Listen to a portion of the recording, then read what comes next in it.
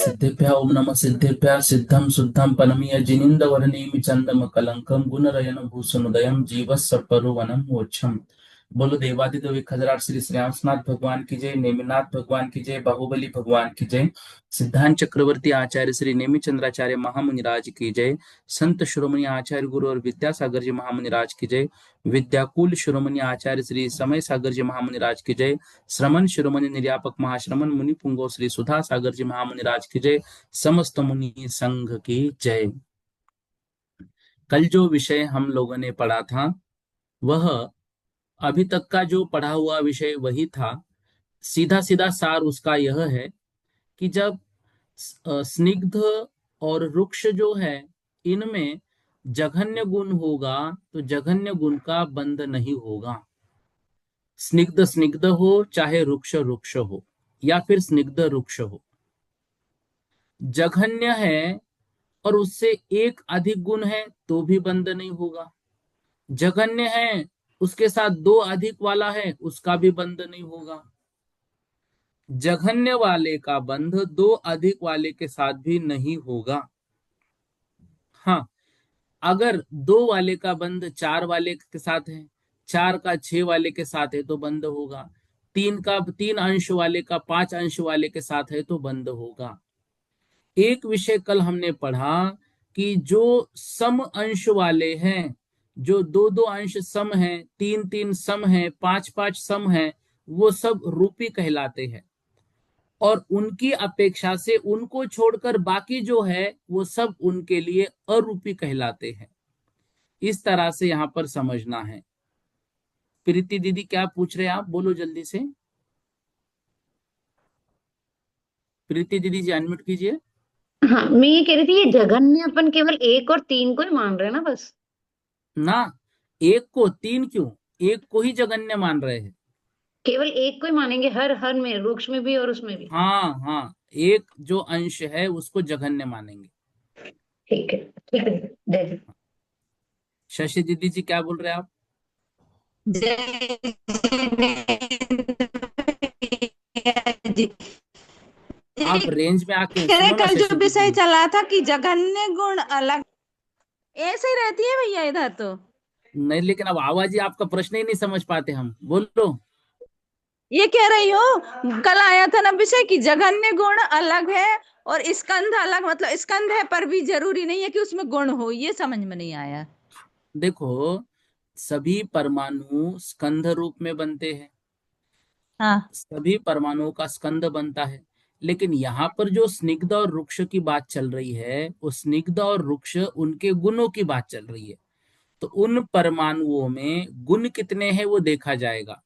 तो वो जो गुण है वो दो वाले परमाणु कोई है जिसमें दो अंश का गुण है, तो दूसरा कोई परमाणु इसमें चार अंश का गुण है तो दोनों का बंध होगा। एक परमाणु में एक ही अंश का गुण है और दूसरे परमाणु में दो अंश का गुण है तो वो जघन्य अंश कहलाएगा, उनका बंध नहीं होगा। वैसे जघन्य तो एक को ही बोलते हैं ना भैया। परमाणु की बात नहीं कर रहे हम, परमाणु के अंदर के गुणों की बात कर रहे हैं। तो तत्वार सूत्र में पढ़ा था कि एक को जघन्य गुण वाला परमाणु कहते हैं। नहीं, देखो, आप वहां पे एक बार पढ़ लेना, वहां पे ये लिखा है परमाणु के अंश जो है वो अलग है। न जघन्य गुणा नाम, तो जघन्य गुण वाले का बंध नहीं होता है, तो परमाणु की बात है वो, ठीक है ना। लेकिन हाँ परमाणु की बात जो है तो परमाणु के गुणों की बात है, वो जघन्य गुण शब्द दिया है ना, तो उसके में हाँ, गुणों की बात है परमाणु के। देखो, एक परमाणु दूसरे एक परमाणु से मिलता है कि नहीं मिलता है? मिलता है। फिर एक परमाणु की बात थोड़ी है, एक परमाणु है उसका अंश एक है और दूसरा परमाणु है उसका भी अंश एक है, तो दोनों एक एक होने के बाद भी मिलेंगे नहीं, हाँ ये एक एक कह तो रहे नहीं हैं। मिलेगा। समझ रहे हैं? हाँ हाँ हाँ। एक एक परमाणु मिलकर तो स्कंद बनते हैं, लेकिन एक एक परमाणु तब मिलेंगे जब एक में 2 गुण हो, दूसरे में 4 हो, मतलब 2 गुण अधिक हो। उन गुणों की बात यहां पर कर रहे हैं। देखो, आत्मा तो सभी है, लेकिन हाँ आत्मा में ज्ञान दर्शन गुण अलग अलग है क्या? नहीं। हाँ, अलग ऐसे अलग है। ही सभी परमाणुओं में स्निग्ध रुक्ष गुण अलग अलग है। ठीक है। हाँ ठीक है।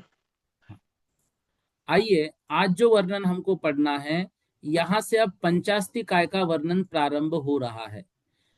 हमने इससे पूर्व ये वर्णन द्रव्य संग्रह में पढ़ा हुआ है।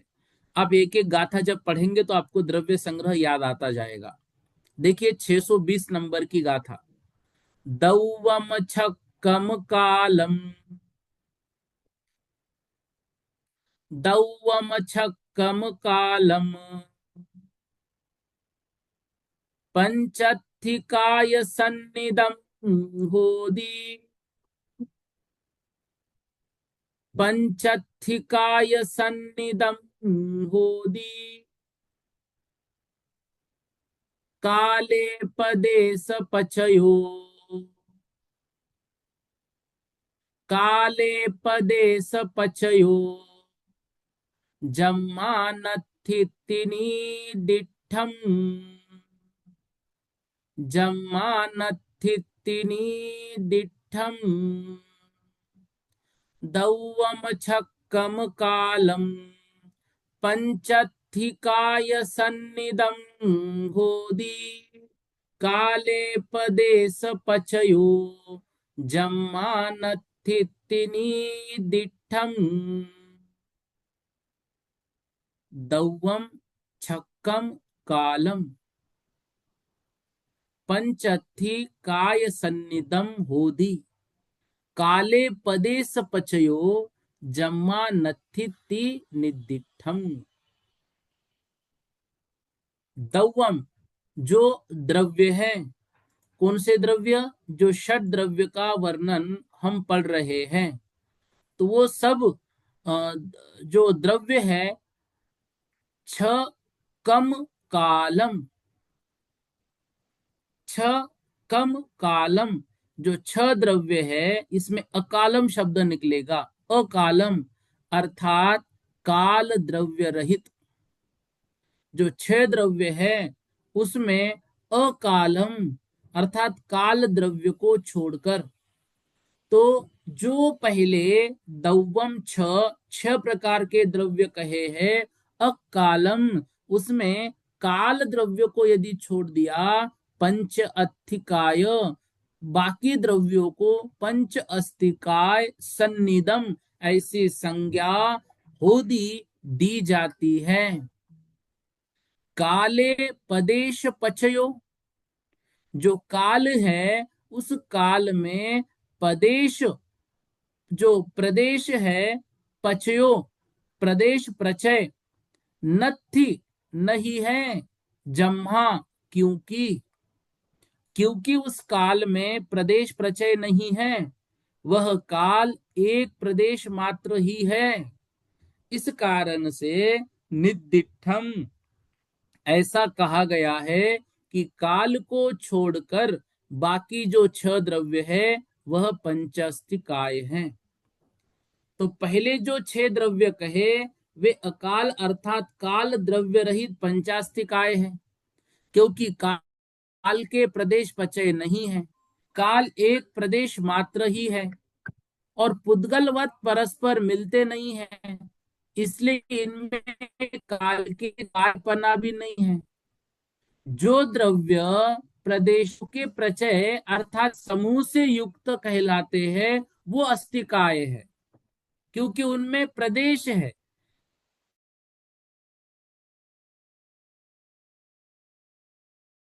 नहीं है, इसलिए काल को छोड़कर शेष द्रव्यों को पंचास्तिकाय कहते हैं। भावार्थ देखो बहुत अच्छा लिखा है। जो सदरूप हो उसको अस्थि कहते हैं, और जिनके प्रदेश अनेक हो उनको काय कहते हैं। तो सारे के सारे छह द्रव्य अस्थि है, लेकिन सारे के सारे छह द्रव्य काय नहीं है। काय के दो प्रकार होते हैं, एक मुख्य, दूसरा उपचरित। जो अखंड प्रदेशी है, अखंडिता अनेक प्रदेश रूप है, उन द्रव्यों को मुख्य काय कहते हैं। जो अनेक प्रदेश वाला है, काय मतलब अपना शरीर यहां पर नहीं पकड़ना है, वहां लेना है अनेक प्रदेश रूप। जैसे जीव, धर्म, अधर्म, आकाश, ये जो है जिनके प्रदेश तो खंडित पृथक पृथक हो, अर्थात स्वभाव से तो खंडेक देश रूप हो, किंतु स्निग्ध रुक्ष गुण के निमित्त से परस्पर में बंध को प्राप्त होकर जिनमें एकत्व हो गया हो, अथवा बंध होकर एकत्व प्राप्त होने की जिनमें संभावना हो, उनको उपचरित काय कहते हैं, जैसे पुद्गल। किंतु काल द्रव्य में दोनों ही बातें नहीं है।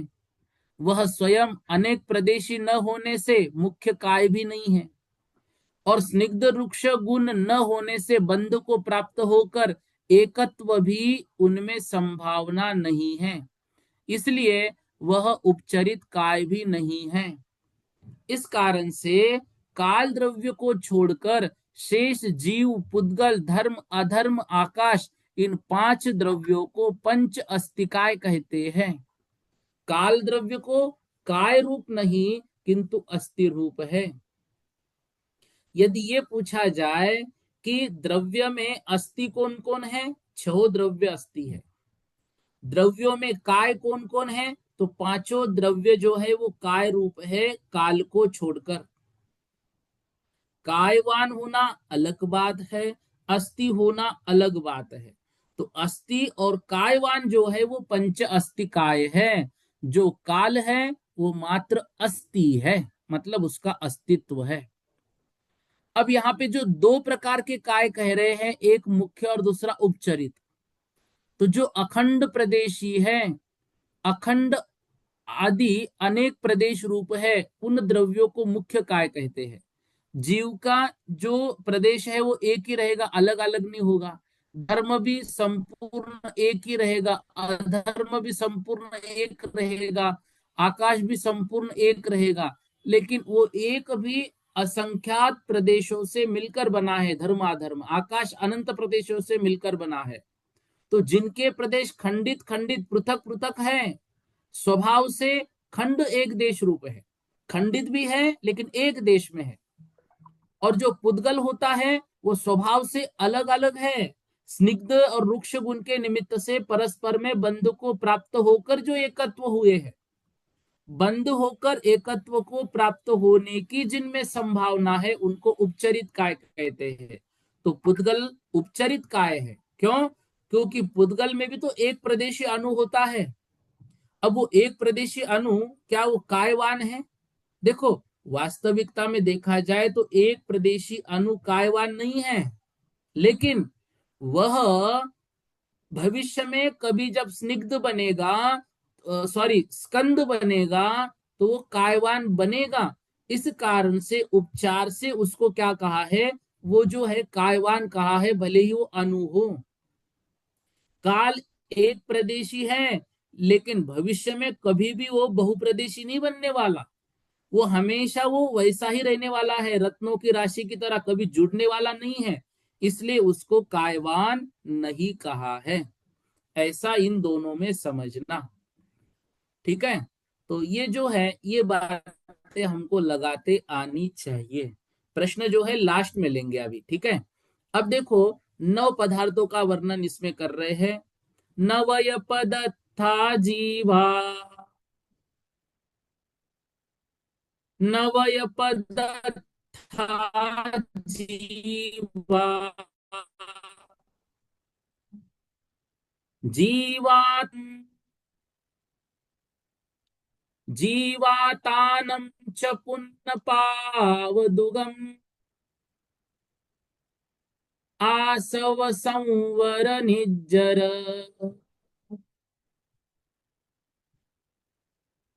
आसव संवर निज्जर, बंधा मुखो यहोन्तित्ति, बंधा मुखो यहोन्तित्ति,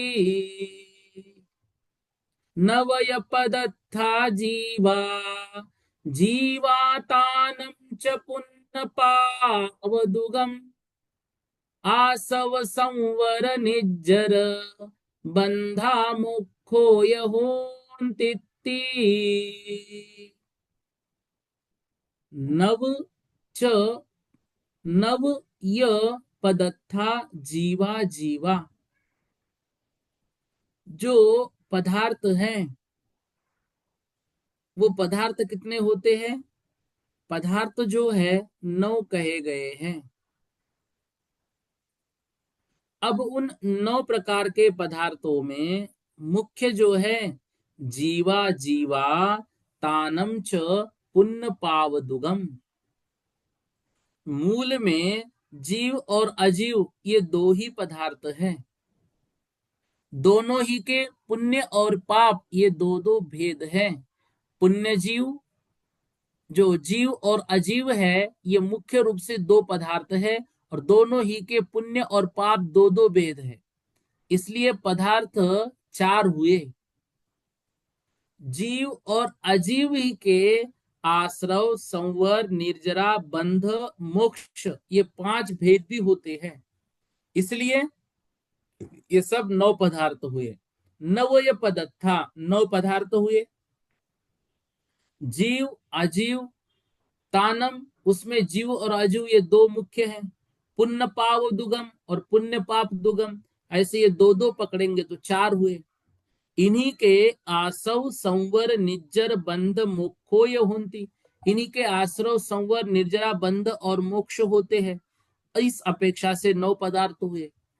तो जीव और अजीव ये दो मूल पदार्थ है, उन्हीं के पुण्य और पाप ये 2 पदार्थ हैं।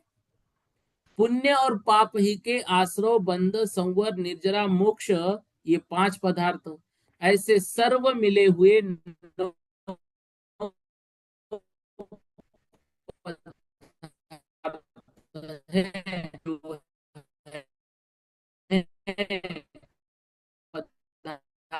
पदार्थ, निर्जरा पदार्थ, मोक्ष, पाप, ठीक है।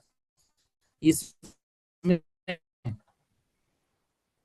देखो, 2 चीजें ऊपर वो गुण पर्याय के साथ है, और यहाँ बहुप्रदेशी जो है वो कायवान होता है, तो काल द्रव्य को छोड़कर 5 द्रव्य।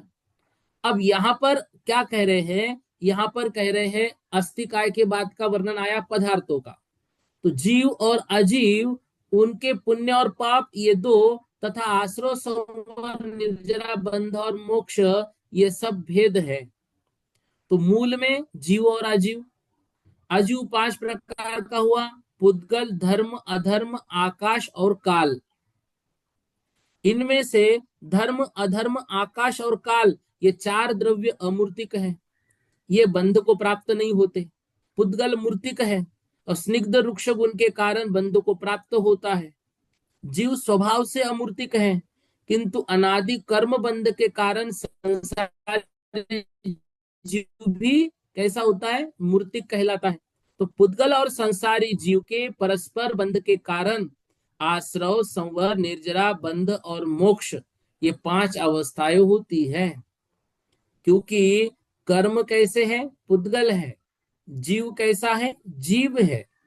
आश्रव के कारण वो कर्म आत्मा में आ रहे हैं, ठीक है ना। आश्रव, संवर, निर्जरा, बंध और मोक्ष, ऐसे उनकी 5 अवस्थाएं हो रही है।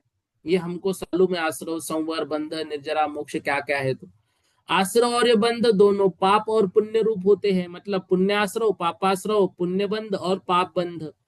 इस प्रकार जीव, अजीव, आश्रव, संवर, निर्जरा, बंध और मोक्ष ये 7 तत्व तथा पुण्य और पाप, ऐसा इन 7 तत्वों में मिलाने से 9 प्रकार के पदार्थ होते हैं।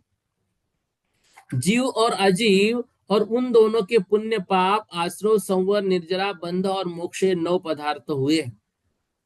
अब देखो, जीव किसे कहते हैं? चैतन्य लक्षण वाला। अजीव कैसे कहते हैं? चैतन्य लक्षण का अभाव वाला। अब जो जीव के परिणाम शुभ है वो पुण्य जीव है, और जो जीव के परिणाम अशुभ है वह पाप जीव है। शुभ परिणामों के निमित्त से जो प्रशस्त कर्म आत्मा में आ रहे हैं वह अजीव पुण्य है, और जो अप्रशस्त कर्म आत्मा में आ रहे हैं वो अजीव पाप है। जो राग द्वेष है वह जीव का हो रहा है तो जीव आश्रव हुआ, उनके निमित्त से जो पुद्गल कर्म आ रहे वो अजीव आश्रव हुआ। जो जीव का राग द्वेष मोह रूप परिणाम है वो जीव संवर हुआ, और उसके द्वारा आत्मा में प्रविष्ट होने वाली कार्बन वर्गनाओं का जो निरोध हो रहा है, रुक रहे, वो अजीव संवर हुआ। जो शक्ति कर्म नष्ट करने की जीव में है वो जीव निर्जरा है, और जो कर्म नष्ट हो रहे वो अजीव निर्जरा है। जो राग द्वेष का बंध हो रहा है वह जीव बंध है, और जो उन परिणामों से कर्मों का आत्मा के साथ एक क्षेत्रावगाह स्थिति बन रही वो अजीव बंध है। जीव की अत्यंत शुद्ध आत्मा की उपलब्धि होना जीव मोक्ष है, और कर्मों का जीव से संपूर्ण अलग हो जाना ये अजीव मोक्ष है। ऐसे मुख्य रूप से देखा जाएगा तो जीव और अजीव ये दोनों रूप ही जो है तो पदार्थ होते हैं। उनमें पुण्य पाप बंध भेद करेंगे तो 4 होते हैं, और उसमें आश्रव बंध संवर निर्जरा और मोक्ष मिला देंगे तो 9 प्रकार के पदार्थ होते हैं। ऐसा यहाँ पर समझना चाहिए। ठीक है, ये जो भावार्थ है ये सामान्य रूप से अभी आपको समझाया है, इसलिए उसको पढ़ने की आवश्यकता नहीं है। 422 नंबर की गाथा देखो, सॉरी 622। यहाँ पर जीव द्रव्य के पुण्य और पाप भेद से किस तरह भेद होते हैं तो बता रहे हैं। जीव दुगम उत्तठम, जीव दुगम उत्तठम, जीवा पुन्नाहु सम्मगुण सहिता, जीवा पुन्नाहु सम्मगुण सहिता, वद सहिदा वियपावा, वद सहिदा वियपावा, तव विवरिया हवन्तिन्ति, तव विवरिया हवन्तिन्ति। एक साथ बोलेंगे, जीव दुगम उत्तठम, जीवा पुन्नाहु सम्मगुण सहिदा, वद सहिदा वियपावा, तव विवरिया हवन्तिन्ति। जीव दुगम, जीव 2 प्रकार का, उत्तठम मतलब कहा गया है। जीव के भेद कितने? जीव के भेद 2 प्रकार के। एक जीव जो है वो 2 प्रकार का कहा गया है। जीव दुगम, जीव 2 प्रकार के कौन कौन से हुए? जीवा पुन्ना, जो जीव पुण्य से सहित, और इससे विपरीत जीव पाप, मतलब दूसरा पाप जीव।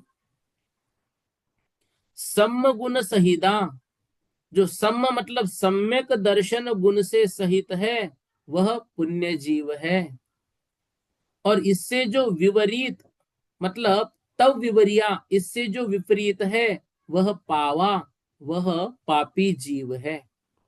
वद सहिता, जो व्रत से सहित है वो पुण्य जीव है, और जो वध से रहित है वो पापी जीव है। तो जीव के 2 भेद किए, पुण्य जीव दूसरा पाप जीव। सम्यक दर्शन से सहित हो, व्रत से सहित हो पुण्य जीव, और इससे विपरीत हो पाप जीव। सम्यक दर्शन, सम्यक ज्ञान, 5 महाव्रत, कषायों का निग्रह करना, रत्नत्रय का पालन करना, जो 28 मूल गुण है उन गुणों को धारण करना, या शक्ति अनुसार अनुव्रत महाव्रत धारण करना, यह सब पुण्य जीव के लक्षण हैं। और जो रत्नत्रय से परिणत नहीं है वह पाप जीव है। रत्नत्रय में भी मुख्यता चारित्र की है, क्योंकि चारित्र ही वास्तव में धर्म है, और मोक्ष फल चारित्र रूप धर्म वृक्ष पर लगता है, न कि जड़ पर। इस प्रकार से पुण्य और पाप रूप जीव के जो है तो भेद यहाँ पर 2 प्रकार के किए हैं। तो जीव और अजीव का अर्थ पहला हुआ है जीव के भेद दो है, एक पुण्य और दूसरा पाप। सम्यक्त और व्रत से युक्त है वह पुण्य जीव, इससे जो रहित है वो पाप जीव। अब संख्या बता रहे, गुणस्थान की अपेक्षा जीव राशि की संख्या। देखो, मिच्छा इट्ठी पवा नंतानंताय शासन गुणावी नंतानंताय शासन गुणावी पल्ला संख्ये जदिमा पल्ला संख्ये जदिमा अन अन्न दरुदयमीच्छ गुणा अन अन्न दरुदयमीच्छ गुणा मिच्छा इट्ठी पवा नंतानंताय शासन गुणावी पल्ला संख्ये जदिमा अन अन्न दरुदयमीच्छ गुणा। देखो, मिच्छा इट्ठी पवा, जो मिथ्या दृष्टि जीव है वह पवा, यहाँ शायद पावा शब्द होना चाहिए, पवा के अलावा पावा, देख लेना और भी पुस्तक में पावा ही शब्द होगा। तो मिथ्या दृष्टि जो जीव है वह पावा, पापी है। नंतानंताय, और वह अनंतानंत है। तो मिथ्या दृष्टि पाप जीव है, वह अनंतानंत है। शासन गुना, और सासादन जो है वह सासादन सम्यक दृष्टि भी पाप जीव है। वह कितने हैं?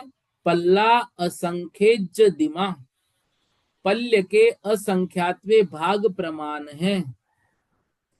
अन अन्न दर उदय मिच्छ गुना, सासादन सम्यक दृष्टि कह रहे हैं, सासादन गुण शब्द प्रयोग किया है, मतलब सासादन सम्यक दृष्टि कह रहे हैं, फिर भी पापी कह रहे हैं।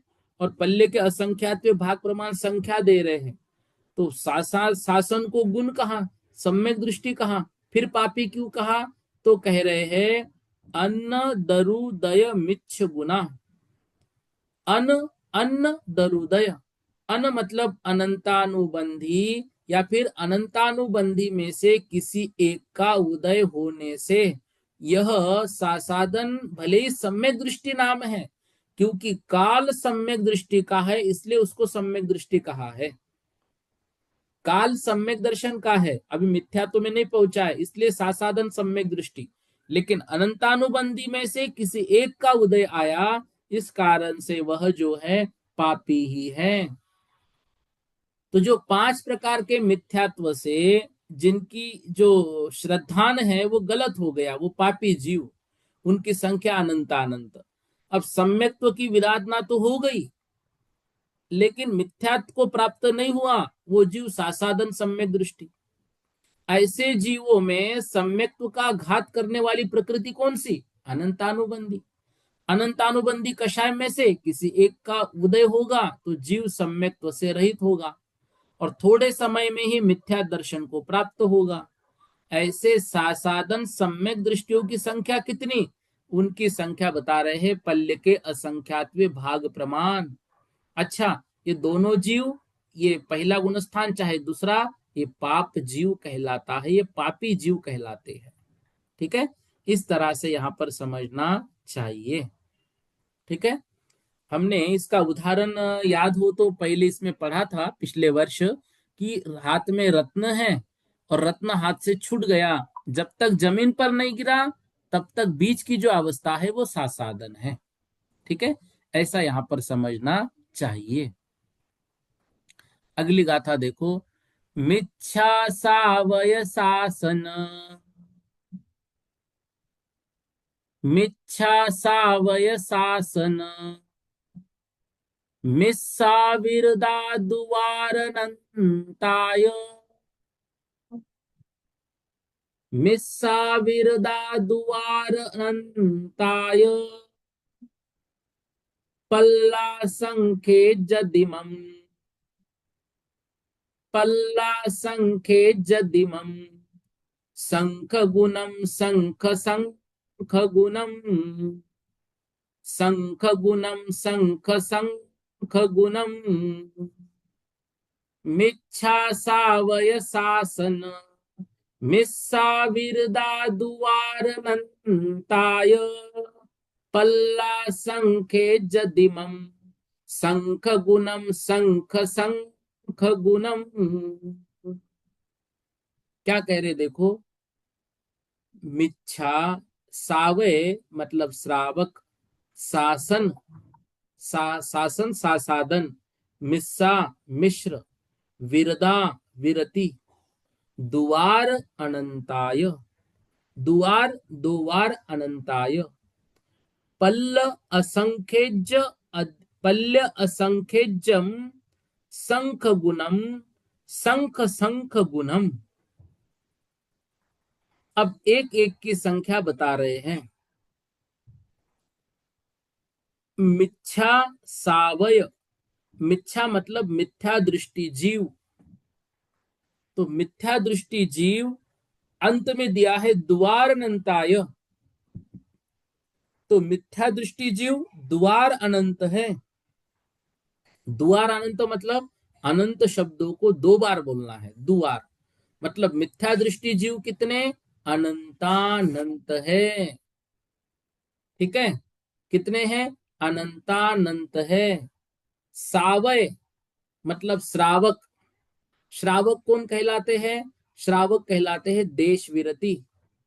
ये कितने हैं, तो श्रावक कहलाते हैं देशव्रती। तो इनकी द्वारनंता के बाद संख्या कौन सी आई गाथा में, देखो दूसरी लाइन में पहली, पल्य असंख्यज दिमम, पल्य के असंख्यातवे भाग प्रमाण। पहला शब्द आया मिच्छा, मिथ्यात्व को हमने लगाया द्वार अनंता, दो बार अनंत मतलब अनंता अनंत। दूसरा शब्द आया सावक मतलब श्रावक मतलब देशविरति, पल्य के असंख्यातवे भाग प्रमाण। तीसरा शब्द आया यहाँ पर शासन, शासन मतलब सासाधन, तो सासाधन सम्यक दृष्टि कितने, तो उसमें दिया है देखो पल्य असंख्यजम, जो दिया है पल्य संख्यज दिमम मतलब पल्य के असंख्यात भाग प्रमाण जो श्रावक है। उसके बाद दिया है शंख गुणम, शंख गुणम का पहले अ निकलेगा तो असंख्य गुणम, तो सासाधन गुणस्थानवर्ती जीव देश वृत्ति श्रावक से असंख्यात गुणे हैं। फिर संख गुणम, उनसे संख्यात गुणस्थानवर्ती, मिश्र मतलब मिश्र गुणस्थानवर्ती, तीसरे गुणस्थानवर्ती जीव, और उनसे भी असंख्य गुणम असंख्यात गुणे अविरत सम्यक दृष्टि जीव होते हैं। तो मिथ्या दृष्टि जीवों की संख्या कितनी, अनंतानंत है। देश वीरती श्रावकों की संख्या कितनी, पल्य के असंख्यात भाग प्रमाण है। सासाधन सम्यक दृष्टियों की संख्या कितनी, देश विरत से असंख्यात गुणे। मिश्र सम्यक दृष्टियों की संख्या कितनी, सासाधन वालों से संख्यात गुणे, और मिश्र जीवों से जो असंख्यात गुणे हैं वो असंयत सम्यक दृष्टि होते हैं। इस प्रकार से इस गाथा में बता रहे हैं। देखो मिथ्या दृष्टि अनंतानंत, श्रावक पल्य के असंख्यात विभाग प्रमाण, सासाधन गुणस्थान वाले श्रावकों से असंख्यात गुणे, मिश्र सासाधन वालों से संख्यात गुणे, अव्रत सम्यक दृष्टि मिश्र जीवों से असंख्यात गुणे। इनमें अंत के 4 स्थानों में कुछ कुछ अधिक समझना चाहिए। देखो भावार्थ क्या कह रहे हैं, मनुष्य और तिर्यंच इन 2 गतियों में ही देश संयम गुणस्थान होता है। इसमें 13 करोड़ मनुष्य और पल्य के असंख्यात विभाग तिर्यंच है। सासाधन गुणस्थान चारों गतियों में होता है। इनमें 52 करोड़ मनुष्य और श्रावकों से असंख्यात गुणे इतर गति के जीव हैं। मिश्र गुणस्थान में चारों गतियों में होता है। इनमें 104 करोड़ मनुष्य और सासाधन वालों से संख्यात गुणे शेष 3 गति के जीव, तथा अनुव्रत गुणस्थान भी चारों गतियों में होता है। इनमें 700 करोड़ मनुष्य है और मिश्र वालों से असंख्यात गुणे शेष 3 गति के जीव है। ये जो संख्या है ये संख्या अन्य ग्रंथ में दी है तो उससे वो उन्होंने भावार्थ में उसको लिया है। ठीक है, तो ये 13, 52, 104 और 700। तो मनुष्य की संख्या देश विरत में 13 करोड़।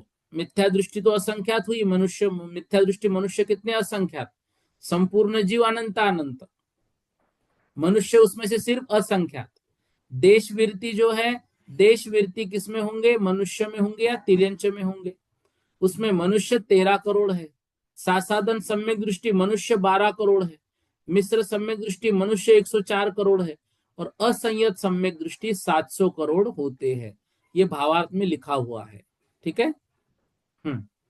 अब देखो अगली गाथा 625 नंबर की। तिरधिय शयन वन उदी, तीरधय शयन वन उदी, छन्न उदी अपमत्त वे कोड़ी, छन्न उदी अपमत्त वे कोड़ी, पंचेवयते न उदी, पंचेवयते न उदी, नवट्ठ विषयच्छ उत्तरम पमदे, नवट्ठ विषयच्छ उत्तरम पमदे, तिरधिय शयन वन उदी, छन्न उदी अपमत्त वे कोड़ी, पंचेवयते न उदी, नवट्ठ विषयच्छ उत्तरम पमदे। देखो अब यहां पर संख्याओं का वर्णन कर रहे हैं, मतलब प्रत्येक गुणस्थान की संख्या।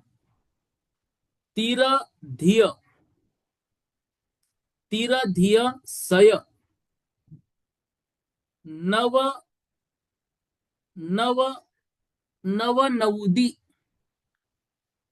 छन्न उदी, छन्न उदी अपमत्त वे कोड़ी, पंचेव ते नवुदी, नव अट्ठ विषय छ उत्तरम पमदे।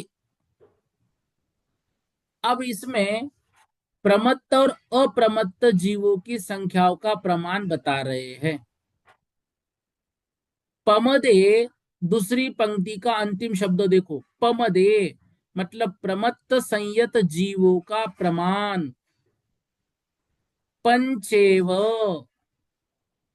पंचेव मतलब 5, ते नवुदी, ते मतलब 3, नवुदी मतलब 93, फिर नव अट्ठ मतलब 98, नवट्ठ मतलब 98, फिर विषय मतलब ये सय मतलब 100, वि मतलब 2, तो 200, छह और 6। कौन कौन सी संख्या आई, पहले लिए 5, फिर लिए 93, फिर लिए 98, फिर लिए 206। अब इनको हम क्रम से रख देंगे, 5, 93, 98, 206।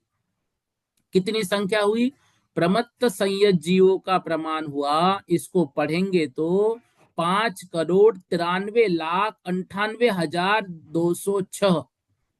फिर से देखो 625 नंबर की गाथा का अंतिम शब्द पमदे, प्रमत्त संयत जीवों का प्रमाण, पंचयव मतलब 5, फिर दिया ते नवदी मतलब 93, 5 के बाद 93, फिर दिया नव अट्ठे मतलब 98, फिर दिया विषय मतलब 200, फिर दिया छ, उत्तरम, इनको ऐसा रखेंगे पमदे, तो ये प्रमत्त विरत जीवों की संख्या। अब दिया पहली पंक्ति में अपमत्तवे, अपमत्त मतलब अप्रमत्त जीवों की संख्या, वे कोड़ी, वे कोड़ी मतलब 2 करोड़, वे मतलब 2, 2 करोड़, फिर तिर धिय सय, तिर धिय सय नव नवुदी। तो यहां पर देखो, अब तिर धिय सय, अब यहां पर 96 संख्या निकालनी है। वो कैसे, देखो आप पहले तो तिर धिय समझो, तिर धिय सय मतलब 100, नव नवुदी, नव नवुदी मतलब 99, छन्न उदी, छन्न नवुदी तो 99, और 99 के बाद 6 नवुदी। अब इसको थोड़ा सा उल्टा करना है और एक एक शब्द हमको समझना है। मतलब दूसरी पंक्ति तो समझने में बहुत आसान है, तुरंत अर्थ भी लग जाता है। पहली पंक्ति का अर्थ कैसे लगाना है वो हमें समझना है। तो तीरधिय मतलब 3 अधिक, 3 अधिक मतलब त्रे अधिक, ठीक है, त्रे अधिक, सय मतलब 100, नव नवती मतलब 99, तो 99 तो आ रहा है, ठीक है।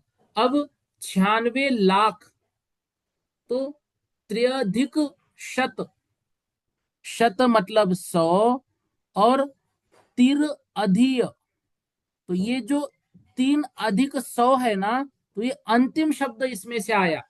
3 अधिक 100 मतलब कितने हो गए, 103। फिर 9 9 मतलब 99, 103 के बाद 99, ठीक है। तिर अधिय, 3 अधिक 100 मतलब 103, फिर नव 9 मतलब 99, ठीक है।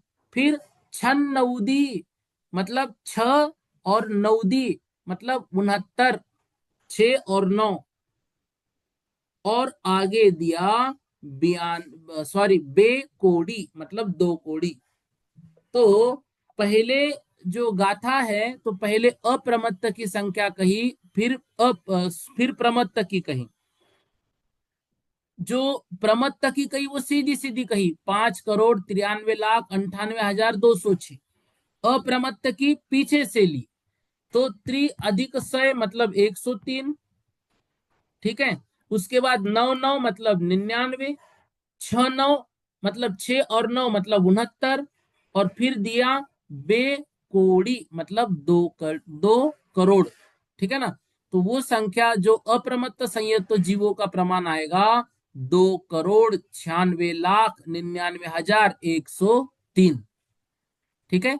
इस प्रकार से दोनों प्रकार के जीवों की संख्या को हमें समझना है, ठीक है। देखो कठिन लग रहा होगा लेकिन कठिन नहीं है। अप्रमत्त संयत के द्रव्य प्रमाण से प्रमत्त संयत का द्रव्य प्रमाण मतलब दुगना कहा जाता है। क्यों? क्योंकि अप्रमत्त संयत से जो प्रमत्त संयत का काल है वह दुगना है। अप्रमत्त संयत के काल से प्रमत्त संयत का काल दुगना है, इस कारण से इनका प्रमाण भी दुगना कहा जाता है, इतना याद रखना है। देखो विषय थोड़ा सा मतलब समझने जैसा था, इस कारण कितनी गाथा हुई हमारी आज, मात्र 5 हुई। और रोज हम 9 8 कभी एक दिन में 10 भी हुई। क्यों? क्योंकि विषय आसान था। इसलिए ऐसा मत समझना कि भाग रहे हैं, जहां पे जो आवश्यक है वो समझाए के फिर हम आगे बढ़ रहे हैं, ठीक है। अब देखो इसमें प्रश्न जियो में लिखा है 24, बोलो। जियो में 24 लिखा है, बोलिएगा, अनम्यूट कीजिए। सुलेखा दीदी जी आप बोलिए। जिनन भैया जी, जी बोलो, जय भैया जनेम। जी 200, वो जो 622 नंबर की गाथा का है, उसमें हम्म अपन ने पढ़ा है द्रव्य संबर और भाव संबर। तो हम्म उसमें किसको लगाएंगे द्रव्य संबर और किसको लगाएंगे भाव संबर उसमें? देखो, जो कर्म रुक रहे हैं वो द्रव्य हाँ संवर, जिन हाँ भावों से रुक रहे हैं वो भाव संवर। हाँ। तो उसमें जीव और पुद्गल का बताया है ना।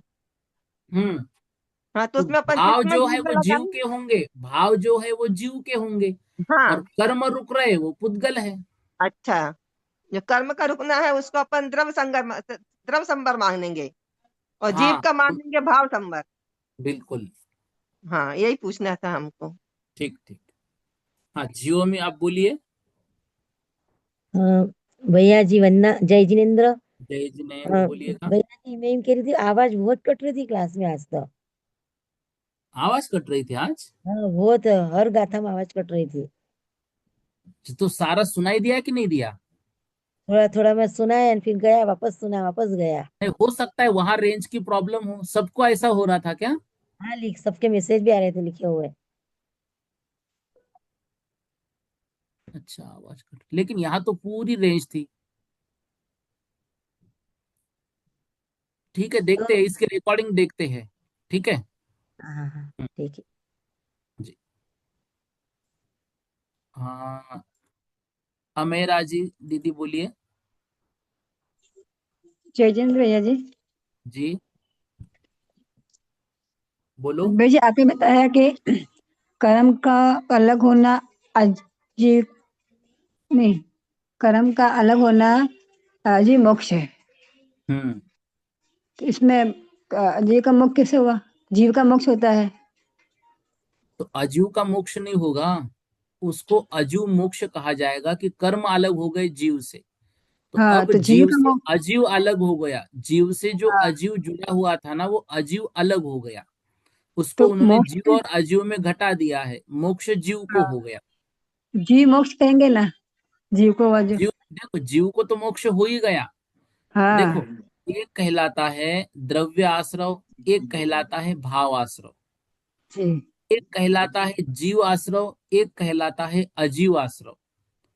अब देखो इन चारों बातों को, द्रव्य आश्रव है कर्मों का आना, भाव आश्रव है जिन भावों से कर्मों का आना, अब बहुत है। जीव आश्रव है जिन भावों से कर्मों का आना, और अजीव आश्रव है उन कर्मों का आत्मा में आना।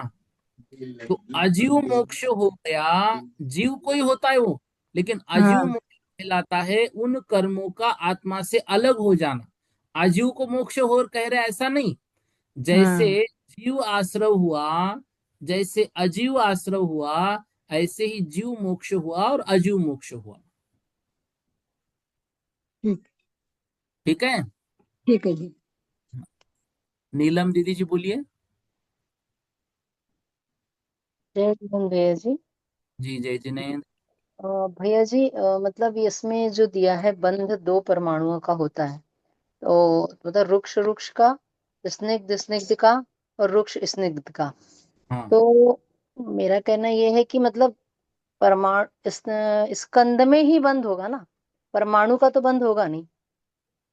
परमाणु का जो बंद होगा ना, परमाणु में भी बंद होगा, लेकिन परमाणु देखो, परमाणु स्कंद बनते कि नहीं बनते? हाँ, वो तो बनते हैं, पर स्कंद होंगे तभी ना ही बंद होगा, अकेला हाँ परमाणु तभी, का तो बंद नहीं होगा। नहीं है ना? अकेले परमाणु का नहीं होगा। हाँ, और निरंश मतलब जघन्य होता है ना। निरंश मतलब जघन्य, ऐसा अंश जो बंध के योग्य नहीं है, इसलिए उस अंश को निरंश कहा जाता है। अच्छा। और जैसे बंध का कारण आया तो मतलब जैसे बंध के कारण और भी होते हैं, बंध का कारण आया तो अपने को स्निग्ध और रुक्षी लिखना पड़ेगा ना। बिल्कुल, स्निग्ध और रुक्ष ही लिखना पड़ेगा। और जैसे जितने मतलब अणु या स्कंद बोलेंगे, तो सब में स्निग्ध रुक्ष गुण होगा तभी बंद होगा। और वैसे तो बहुत से परमाणु हैं जिसमें मतलब स्निग्ध रुक्ष गुण है पर बंद नहीं होते हैं, ऐसा भी होता है। बिल्कुल, उनमें अंश कम होता है, अच्छा। उनका अंश जघन्य होता है, जघन होता है इसलिए बंद नहीं होता है, बंद नहीं होता है। और दो अधिक होंगे तब भी बंद होता है। हाँ ठीक है ना भैया जी, ओके, ठीक है। धन्यवाद जी, इसमें जय थोड़ा गुरु। सा चिंतन मुझे आज व्यक्त करना था स्निग्ध वृक्ष के विषय में, वो कल की कक्षा में करूंगा, मैं भूल गया उसको। ठीक हाँ है भैया जी, कर ठीक से कर। जी। और भैया जी, जो द्रव्य मोक्ष भाव मोक्ष जीव वाला थोड़ा सा लिखा मिल जाता मतलब समझ ठीक नहीं है, पा रही मैं हूँ। इसमें डाल दूंगा अपने नोट्स में। जी भैया जी। हाँ, हाँ, ओके। जी। स्तुति दीदी जी जैन बोलो। जय जिनेन्द्र भैया। जी जय भैया जिनेन्द्र। आप कल कह रहे थे ना कि गुण अलग होते हैं और परमाणु अलग होते हैं, मतलब जो, परमाणु में गुण होते हैं, यूं कहो, समझो, हाँ हाँ, परमाणु में गुण होते हैं। तो जो इसमें है कि दो अधिक होना चाहिए, तो हम्म। वो जो दो अधिक गुण है तो वो दो संख्या गुणों की पहुंचने में, मतलब दो से अधिक परमाणु भी लग सकते हैं। हाँ, अधिक ही होंगे ना। देखो, बंध किसका हो रहा है? स्कंद का हो रहा है, तो वो अधिक ही होंगे ना, दो परमाणु से अधिक वाले ही होंगे ना वो तो। नहीं नहीं, वो नहीं कह रही हूँ भैया, मैं जो गुण हाँ है, गुण है, दो गुण अधिक होना चाहिए। हाँ। वो परमाणु अधिक होना चाहिए थोड़ी ना पढ़ रहे हैं हम पढ़ रहे हैं नहीं कि तो दो गुण गुण, अधिक। बिल्कुल वही गुण तो अधिक है, वो वही जो पढ़ रहे हैं ना। दो गुण है वो कितने भी परमाणु से मिलके बने हो सकते हैं। बिल्कुल। अच्छा, तो भैया ये मतलब, तो मतलब अभी तक तो हम लोग यही सोचते थे कि दो जो है उसका चार वाले परमाणु से हो जाएगा, चार का जो ना है वो ना छह ना ना वाले ना, से। वो कितने भी परमाणु कितने भी हो सकते हो, गुण उसमें दो अधिक हो। अच्छा, ठीक है ठीक भैया, है। वही लग रहा था कि हाँ परमाणु अलग हो गए, अब गुण अलग हो गए और गुण अधिक होना चाहिए। हम्म। ठीक है भैया, धन्यवाद। हाँ, कुमकुम दीदी जी बोलो। जय भैया जी। जी जय जिने। भैया जी, एक तो ये पूछा, जो साधारण समय दृष्टि को पापी बना, जबकि एक जैसे समय दर्शन यदि हो गया तो नियम है कि उसका पुनर्काल प्रवर्तन काल शेष रह गया, तो उसे जो पापी बोला है वो चीज समझ में नहीं आई। क्या समझ में नहीं आया? आप धीरे धीरे बोलो, प्रश्न तो क्या समझ में? साधारण जो समय दृष्टि जीव है हाँ, उसे जो पापी का है, क्योंकि जब एक बार समय दृष्टि तो हो ही गया ना, उसे भले ही छूट गया तो तो अभी तो जाएगा पापी है चार में वो। अभी तो पापी है। इस अभी की। और दूसरा की जैसे आत्मा अनंतानुबंधी एक का है। उदय हुआ तो अनंतानुबंधी का उदय हुआ तो पापी ही कहा जाएगा।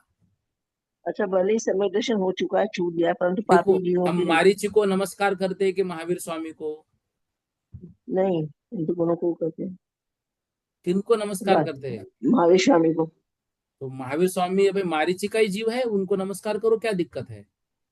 नहीं, मार्च की प्राइमरी है वो वैसे ही मिथ्यात्व, मतलब इस समय तो है कि मतलब वो समय नहीं, दर्शन हुआ वैसा हो। नहीं है, ऐसा ही यहाँ पर भी समझना। देखो, हाँ, भले ही सम्यक दर्शन हो गया लेकिन अभी तो छूट गया है ना, इस कारण उनको अभी छूट पापी गया। ही कहेंगे।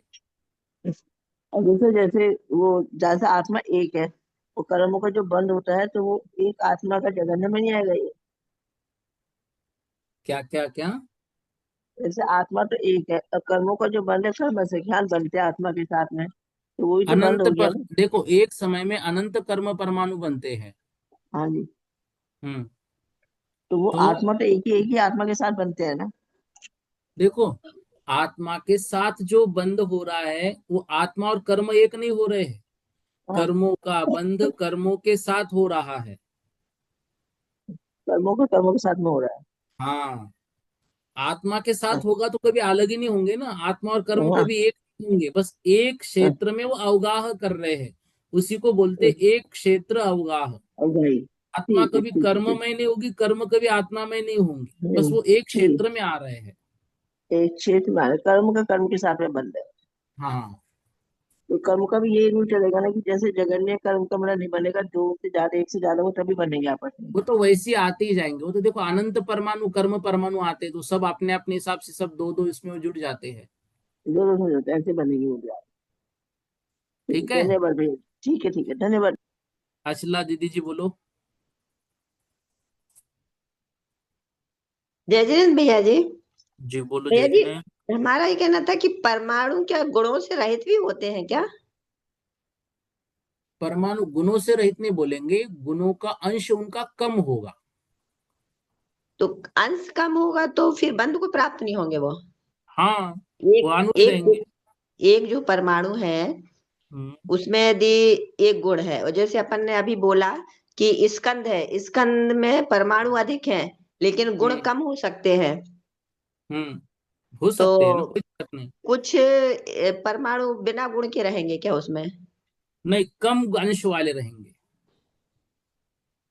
अच्छा। अंश कम रहेगा उनका। अंश कम रहेगा, तो अंश कम रहेगा तब भी बंध को प्राप्त नहीं होंगे। हाँ देखो, हमारा जो दूध होता है, गाय का दूध है, बकरी का दूध है, शेरनी का दूध है, इनमें स्निग्धता स्निग्धता अधिक अधिक अधिक होती जाती है। ऐसे अणु में भी स्निग्धता कम होती है, कुछ में अधिक होती है, कुछ में और अधिक होती है, उसमें कोई दिक्कत नहीं है। ठीक है, मतलब प्रत्येक परमाणु में गुण तो रहेगा लेकिन उसका अंश कम रहेगा। कम ज्यादा रहेगा। जी भैया जी। प्रीति दीदी जी शाह बोलिए।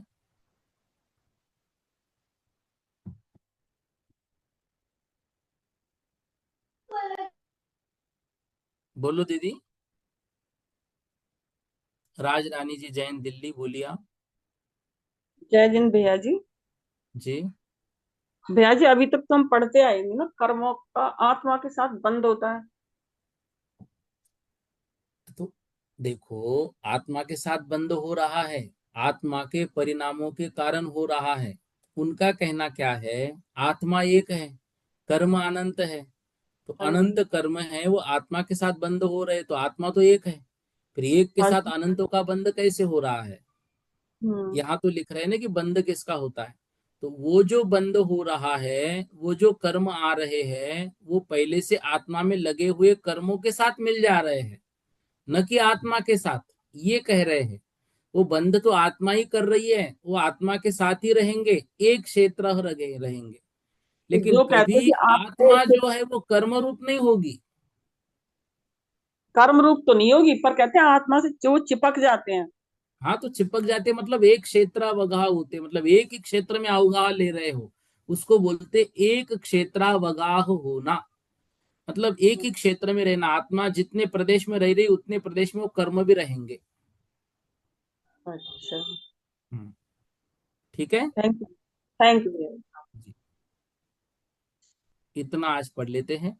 बोधि समाधि परिणाम विशुद्धि स्वात्मोपलब्धि शोषो की सिद्धि चिंतामणिम चिंतित वस्तु दानिम तामंद मानस ममास्तु देवी।